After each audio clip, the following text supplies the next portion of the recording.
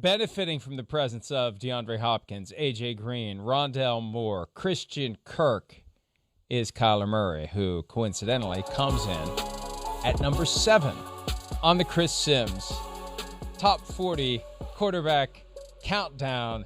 There he is, Kyler Murray, the guy who still would like to play both baseball and football, but for now it's football only, and he enters year 3. Pivotal year for any player that's going to reach the proverbial next level. What's he learned in 2 years? Can he pivot? Can he adjust? Can Kliff Kingsbury? I almost put Kliff Kingsbury in the no excuses draft yesterday because you got Kyler Murray, you got A.J. Green, you got DeAndre Hopkins. This is year 3 for Kingsbury, too. He's going to be the one who's responsible for Kyler Murray. But, Murray, I think, is on the precipice of being one of the greats. Clearly, you got him at number 7. Yeah. You think he is. How great can he be? Yeah, he can be top 3, top 2, the number 1 quarterback in football. I mean, he's special. He's one of the biggest weapons we have at the position in all of the sport.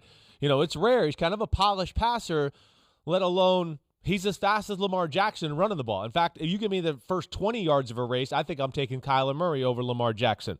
I don't know if there's any player that has more of an effect on the success of their team's offense maybe than Kyler Murray. Now, we have some guys that are coming up, later in the show. Maybe we could argue that point. But my point with Murray is he himself is made that offense. They're a top 10 rushing offense. They have no business being there. They're a top 10 rushing offense, not because they blow people off the line of scrimmage or do anything like that, because Kyler Murray, they're running. So you have to worry about defending that first, right? That's the first thing. And his ability to keep the ball and get around the edge, I don't care who you are, Deion Sanders, whatever. It's scary. I mean, look at he rips off 30-yard runs quicker than anybody I've ever seen.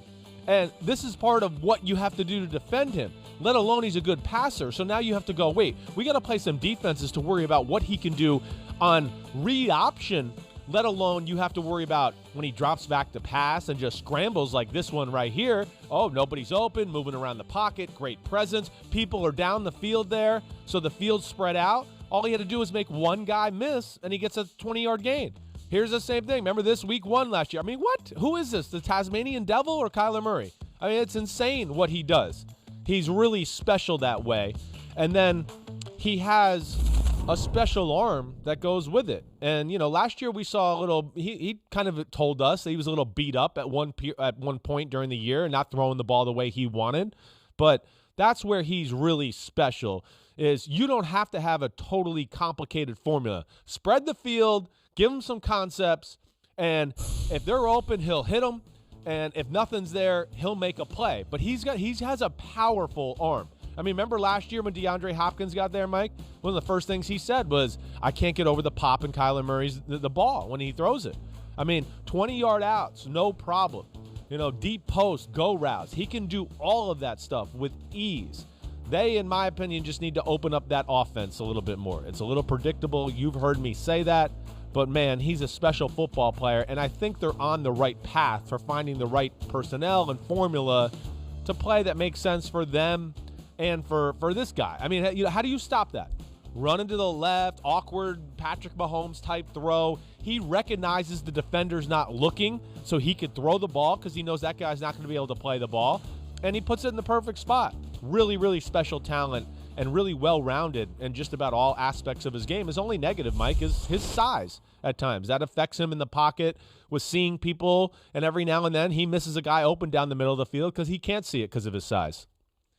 Well, and also he's prone to getting injured if he gets hit, and we had seen a lot of instances over the first 2 years of his career where he very adeptly and adroitly and intelligently avoids contact and resists that temptation to try to squeeze out another couple yards. I don't know how many times I've seen that move that he does where he squirts out of the pocket, gets down the left sideline, runs, and then just as the defender is closing in, steps out of bounds. Yeah. Knows how to do it, knows when to slide. Slides sideways, slides backways, slides whatever he has to do. It's smart. And what happened last year? He got hit, he got hurt, and it threw everything off kilter for the Arizona Cardinals. He talked about that recently. Yeah. When his shoulder was messed up and he was more hesitant to run, they didn't have the passing attack that they could take advantage of. And that was kind of a little shot, a little bit of a shot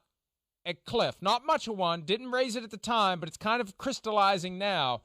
When you're saying, hey, you take away my ability to run and we got to throw and we can't, well, it's not because Kyler Murray can't throw it. That's right. That's for damn sure. That's right. It's because they aren't drawing up the plays to let him throw it. That's it, Mike. That to me, and Kingsbury still getting used to the NFL. He's made strides in each year as far as I went, the offense got a little bit better, but there does have to be more.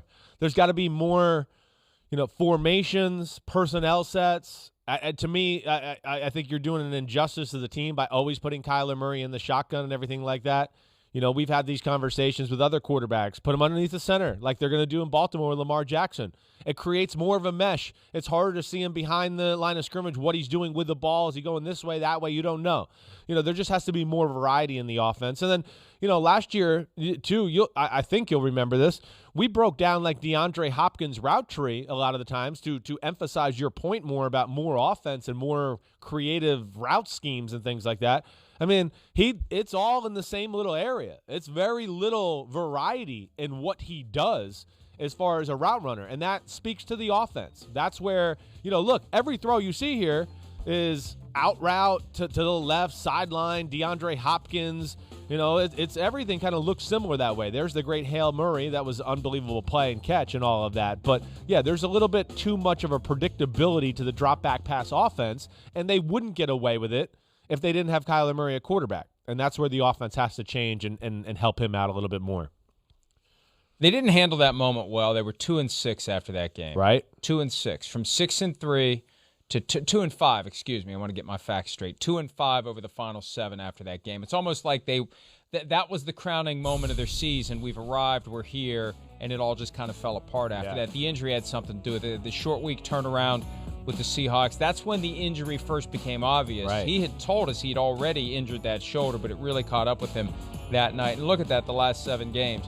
A major drop in passing, an obvious and clear drop in rushing from 67 yards per game all the way down to 30.7, 10 rushing touchdowns down to 1. They'd use him in goal line situations around the ball, not like Cam Newton, slam into the line or go up and over, right. Just squirt out, no one can catch you. And, Chris, that's got to make it hard for Kliff Kingsbury to even have the incentive to develop the full and complete offense because you don't need it. There's a little of a Mahomes quality there where, okay, well, this is the play, but yeah, no doubt. You're right. He'll make it work. You're right. Yeah. We don't need to have a bunch of fancy schmancy plays in our playbook. We got Kyler Murray. Yeah, there is part of that for sure. You just have to do it the right way to where it doesn't have to be overly complicated. You just got to do it in a way that really stresses the defense and really puts them in a bind.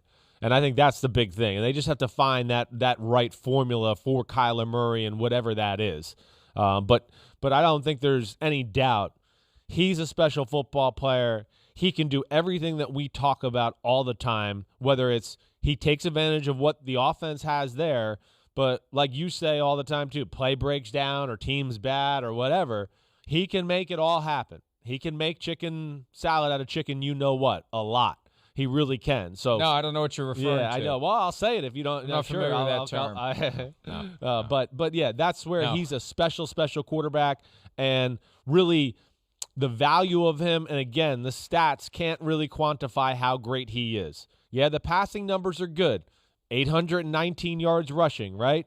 11 touchdowns to go along with that. The pressure he puts on a defense, and like I said, if they could just grow the offense or find a few more ways to stress defenses out, make the game a little easier for Kyler Murray, Arizona could be a handful this year for the NFC West and the NFC. And they have one more season during which they can enjoy the reduced relative to a franchise quarterback on a second contract pay that Kyler Murray gets. After this year, it's going to be time for Michael Bidwell to come up with the big money for Kyler Murray. I suspect he's not going to want to wait around for after 4 years or 5 years to get his financial reward. And Chris, look, I'm calling it now. Yeah. If they don't make the playoffs this year with Kyler Murray, they're going to have a new coach next year. I would bet that. And it's not an indictment of Kliff Kingsbury as much as it's a recognition of how the Cardinals have handled their business. And I remember when I used to get the record and fact book. Remember we had fun with Mad Dog about that at the Super Bowl, yeah, the little foam book that they print. And for every team there's 3-4 pages of information, and it shows for every franchise their history of coaches. And for the Cardinals, that column goes on and on and on and on. I mean, they chew them up and they spit them out, and they are not patient with their head coaches. And I think 3 years of no playoffs for Kliff Kingsbury, it's going to be a far different experience than 3 years of no playoffs for John Gruden. Yeah, it is. I think, you said it already. The no excuse draft, those type of things. Hey, they've done some good things in free agency. We'll see if some of these draft picks work out. I mean, their first rounder, Zaven Collins, he just got in trouble for speeding in a car or whatever else. But they've certainly improved the team. So they're definitely going to put a little bit more pressure on Kliff Kingsbury and to see what he can do with them as a football team. It's a tough division. I don't know. I don't know if I could sit here right now and pick them to go to the NFC playoffs with that division they're in right now. I kind of got to see it to believe it, I think. They could be improved significantly over last year and still finish in fourth place in that division. It's unfortunate that they're stuck there. But they are. Let's take a break. I mentioned Kyler Murray has 1 year to go until he's eligible to get paid. Hi, I'm Mike Tirico, and thanks for watching.